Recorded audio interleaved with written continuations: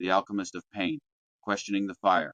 I used to curse the fire, standing in the scorched center of my own life and screaming at the sky, convinced that the heat was a punishment, a sign that I had been abandoned by the very God I claimed to serve. I looked at the suffering that seemed to define my existence, the endless rejections that felt like doors slamming on my soul, the scams of a world that promised fairness but delivered only exploitation, the pit of despair where I spent so many nights staring at the ceiling, wondering why I was even born, and I saw it all as evidence of absence. I was like a child thrashing on the operating table, terrified of the surgeon's scalpel, mistaking the precise, necessary incision of healing for the malice of an enemy who wanted to hurt me. I couldn't see the tumor being removed. I could only feel the blade. But as I have walked this narrow path, stumbling and bleeding, questioning everything I thought I knew, a terrifying and beautiful realization has begun to dawn on me, rising like a slow sun over a battlefield. We must celebrate our sufferings, for God tests his chosen. This is not masochism. I do not love pain for its own sake. It is metallurgy. I turned to the Stoics in my desperation, seeking some kind of armor against the world, and Seneca told me, "Gold is tried by fire, brave men by adversity." That sentence hit me like a physical blow. I realized that my comfort, the very thing I had been praying for, begging for, was actually the enemy of growth.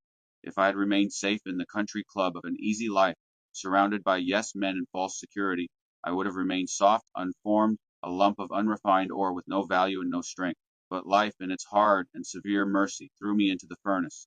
This wasn't an accident. It was the necessary condition for becoming something real.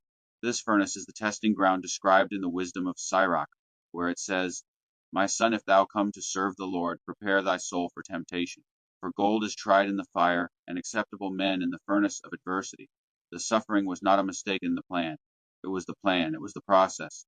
It was the heat necessary to burn away the dross of my ego, my carnal desires for approval and ease, my selfishness that wanted to be the center of the universe. I began to question everything. Why did I suffer? Was it random chaos? Plato taught me that the unexamined life is not worth living, so I examined my pain. I looked at it under the microscope of honest reflection, and found that it was often the friction between my false self, the one that wanted money, status, and the applause of the assholes, and my true self, the image of God buried deep within. The pain was the breaking of the shell so the seed could grow. The Quran confirmed this rigorous testing in Surah al-Baqarah, and we will surely test you with something of fear and hunger, and a loss of wealth and lives and fruits. But give good tidings to the patient. The test is universal. It is not a punishment for sin, but a prerequisite for good tidings.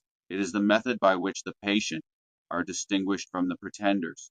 I looked at the New Testament and saw James writing, "Count it all joy, my brothers, when you meet trials of various kinds, for you know that the testing of your faith produces steadfastness." Count it all joy. This seemed like madness to me at first. How can I find joy in this agony? But then I understood the telos, the end goal. The goal is steadfastness. It is to become perfect and complete, lacking in nothing. The suffering is the gym. The steadfastness is the muscle. Without the resistance, there is no strength. Immanuel Kant argued that we cannot know the thing in itself, but we can know the moral law within. My suffering forced me to cling to this moral law when everything else, reputation, comfort, friends, was stripped away. When I was in the pit, I had to choose. Do I curse God and die, or do I hold to my integrity? In that choice, I found my freedom. I found that my will could stand against the universe. The book of Enoch speaks of the righteous who shall be tested, and whose light shall shine forever. This testing is the polishing of the diamond. Without the friction, there is no brilliance. So I celebrate. I celebrate the betrayals because they taught me self-reliance and showed me who my true allies are. I celebrate the poverty because it taught me the wealth of the spirit and stripped me of the illusion that things can save me. I celebrate the slander because it taught me that my value is not in the mouths of men, but in the mind of God. I question everything. I question the easy life promised by the assholes and controllers. I question the security of the 9 to 5 that kills the soul. I question the peace that is merely the absence of conflict. I have found that the only thing worth having is the thing that has survived the fire. I am a flawed human. Yes, I am scarred. I am burned, but I am tested. And because I have been tested, I know that I am real. I know that I am chosen, not for privilege, but for purpose. Beloved, think it not strange concerning the fiery trial which is to try you, as though some strange thing happened unto you, says First Peter. It is not strange, it is the family trait. It is the mark of the sonship. So let the fire burn. I will not run from it. I will stand in the center of the flame, resolute and determined, knowing that what burns away was never me, and what remains is the immortal soul, refined, purified, and ready to serve. Zerga, in synthesis with the philosophers.